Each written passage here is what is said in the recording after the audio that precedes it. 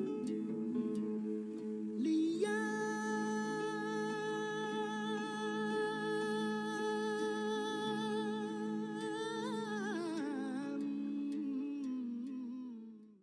Paulette Nehama and Susan Barocas.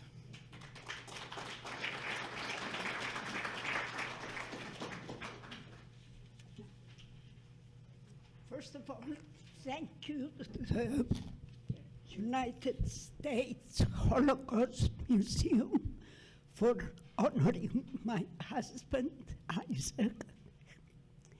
And I thank you for inviting me tonight to tell my story, which Susan will read because it's not strong and it's kind of froggish.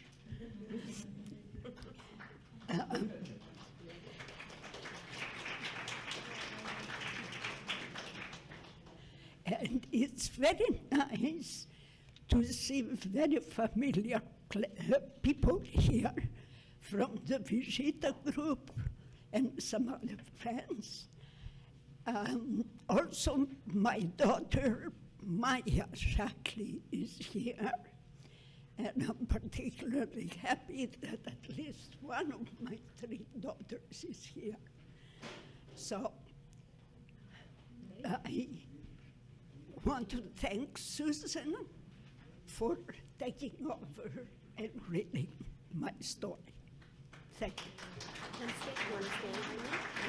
Sure. You should stay up here. Yeah. Yeah.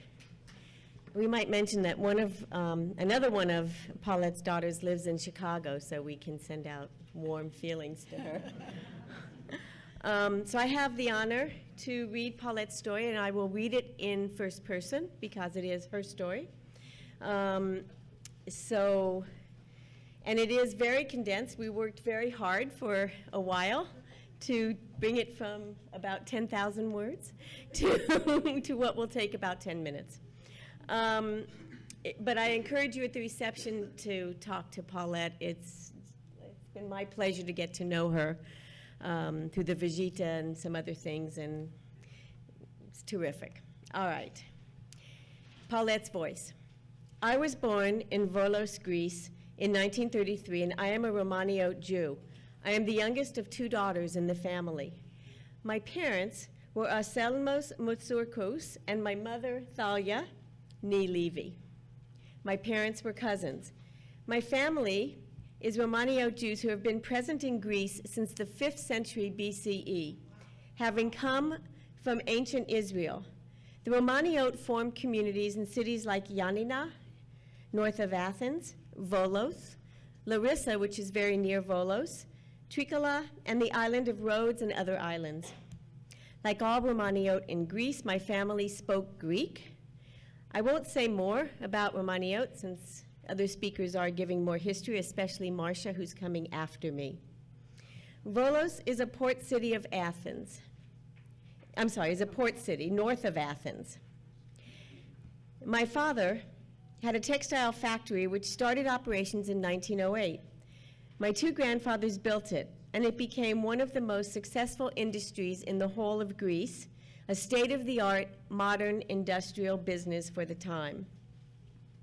I was a happy child. We lived in a large house with a beautiful garden. My parents were involved in the community.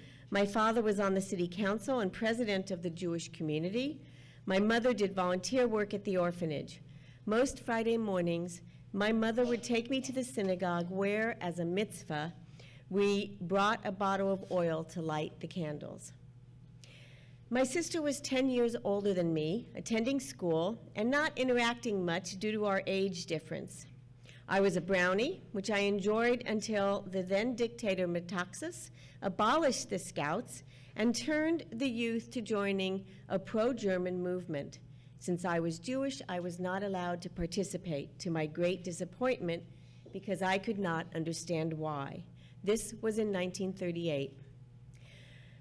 In 1920, to give you an idea, Volos had a population of about 1,800 Jews, all of them Romaniotes. There was a synagogue built in 1865, destroyed by the Germans, rebuilt after the war with Greek and foreign donations from Jewish organizations. In 1955, the synagogue was destroyed again by a devastating earthquake in Volos. It was rebuilt and is still operating with about 100 members and a visiting rabbi from nearby Larissa for the high holidays. Rabbi Moisa Pesach served the Jewish community of Volos for over 60 years and saved many Jews from the Nazis by notifying us of the great danger of deportation in 1943. When the Nazis requested a list of names and addresses of all the Jews of Volos, the rabbi supplied them with lists of dead people. This created time for us Jews to go into hiding, which was mostly in the mountains around Volos. Pelion, Mount Pelion. Rabbi Pesach was the last one to escape from Volos with the help of the resistance. He was a spiritual leader respected in the whole of Greece for his dedication to the community. He died in 1957 of a broken heart after the death of his wife in 1955 and the murder of his 2 sons who were captured and went to concentration camps. He is buried in Jerusalem. Back to my story specifically, the Italians declared war on Greece on October 28, 1940. I was 7 years old and in first grade. That day I went to school and we were told to go back home because most of our teachers who were male had been drafted. I was worried my father too had been drafted, so I ran home, but my mother told me he was not. In 1941, Germany invaded Greece, but allowed the Italians to remain in southern Greece. So Volos was under Italian occupation. The Italians did not treat Jews differently than the rest of the Greek population, but we were occupied and life was hard for everybody.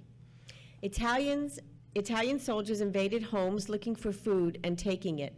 My mother would hide sugar and flour in a large garden pot and fill the rest with soil and flowers. She always placed the pot in the front entrance of our house because it was so obvious she was sure it was the safest place.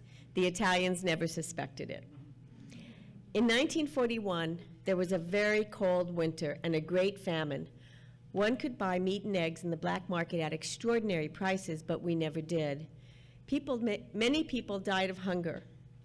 We were fortunate because the parents of the young women who worked in our house would often come from their village on the Pelion mountain and bring us fresh vegetables, fruit, chestnuts, and occasionally a couple of eggs too. As a port city, Volos began to be bombarded, and we often had to rush to the shelter, which was in the basement of the apartment building where we had moved by that time. Often we knew that a bomb fell not too far from us because we could hear it and felt the vibrations. It was a scary time. I do not remember if school was even in session in those days. Our apartment had a view of the sea, so the Greek Navy confiscated it for an observation post. We had 2 days to vacate it. To be safer, we moved to a village at the foot of Mount Pelion, and then later to another village higher on the mountain. Many of our things went into storage, and many other things were given to neighbors and friends for safekeeping. After the war, most of these belongings were not returned, or we were told they were lost. We remained in the mountain village until the end of 1942 when we returned to Volos because the bombardments had ended. I went to school sporadically because we often did not have enough teachers. Even they were starving and could not always work. A few months later, my mother told me that we would have to move to Athens, but I should not tell my friends. She said that the Germans would come to Volos soon. Athens was also still under Italian occupation at the time, but it would be easier to hide in the large population there where people did not know my family. At that time, stories were also circulating of horrible news about the Jews of Salonika. So my family got false ID cards with Christian names and birthplaces. My false name was Polixeni, or Zeni for short, which I did not like at all. As we left Volos, the big worry was passing the several checkpoints at the port using our false IDs without being detected by the Italian authorities. Then we traveled by cargo boat that carried big bags of flour and lots of mice.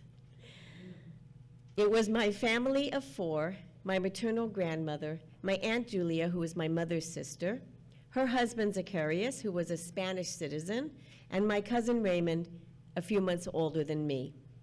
After several days, we arrived in Athens and were met by my uncle. He had rented an apartment where all 8 of us lived not far from the city center. We knew no one, except my father had some friends and business connections, so he set out to ask their help to find places for us to hide with Greek families willing to protect us under very dangerous conditions. For the first 4 or 5 months, we could circulate freely in the city because it was still under Italian occupation.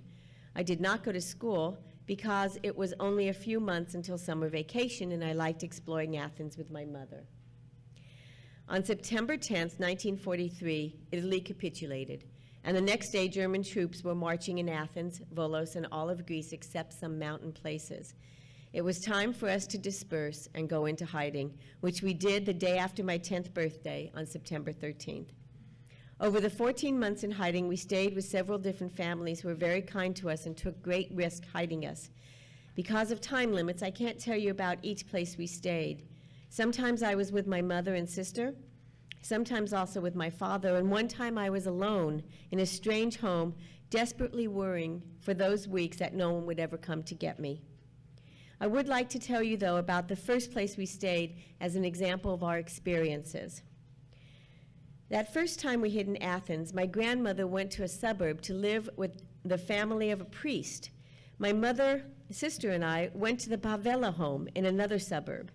I learned that my father was going to hide at someone else's house because it was dangerous for people to hide a large number of people. I cried. I wanted him to be with us.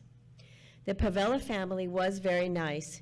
We used our false names, pretending to be distant relatives of their mother from Komotini. I did not know where that was. My mother's sister and I shared a room. We shared meals and chores with the family. We children had a good time, but I had a hard time explaining why I did not go to school or why I did not want to go out in the street to play with the other kids. Across the street from the house was a bakery owned by the landlady's sister. The baker's name was Argiro. Is that Argiro? Okay. And she knew that we were Jewish. She was a kind woman. My sister became good friends with her. Every Saturday, we used the phone at the bakery to call my father for brief conversations in our own sort of secret code. Finally, one evening, Mr. Pavelis brought my father home, but he seemed like a different man. His smile was gone, he had lost weight, and he seemed nervous. I was worried, but happy he was with us. A few weeks later, Achilo was in a tavern where some men were drinking, and she heard one of them saying, "You think that the people in the Pavella house are relatives? They're lying. They're Jews, and they're hiding." Achiro panicked and ran to the house to tell us what she heard.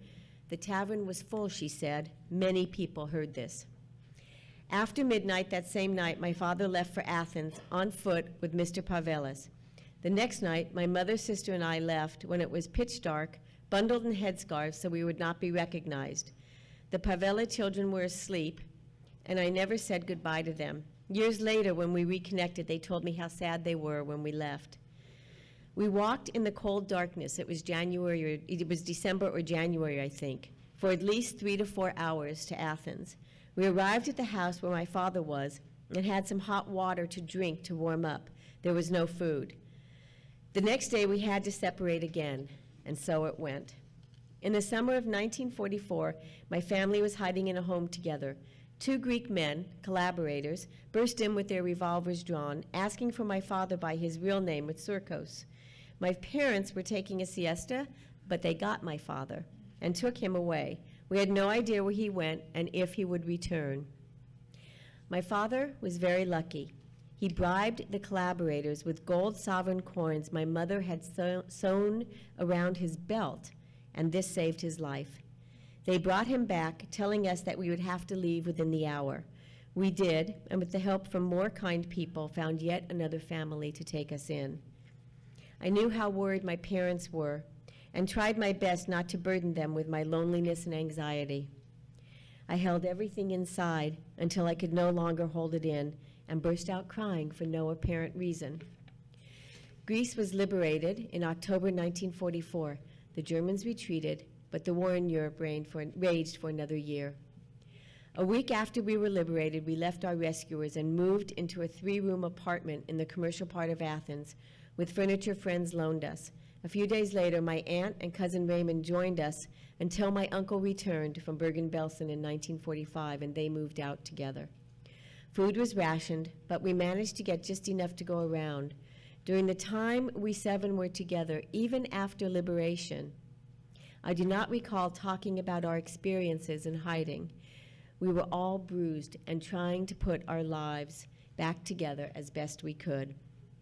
There is so much more I'd like to talk about, like my struggles learning after the war because I hadn't attended school for so long, or how Isaac and I met at his brother's wedding. But there isn't time tonight. Ask her about how they met. It's a cool story.